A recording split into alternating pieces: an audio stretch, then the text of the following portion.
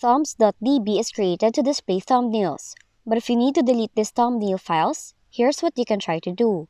First up, open the folder containing your image files from the File Explorer. Then, click the View tab at the top. Select Hidden Item option to see irregular hidden files on your computer. Once done, click the Options tab as well. Now in here, click the View tab. Click and uncheck Hide Protected Operating System Files option. Then select Yes in the confirmation pop-up. After that, you have to click OK or Apply in the Folder Options window. Once you're done doing all of that, right-click on the thumbs.db file you want to delete, select Delete, and then confirm the action by clicking Yes. So that's how easy you can delete thumbs.db files on your Windows computer. If you found this video helpful, kindly like and subscribe.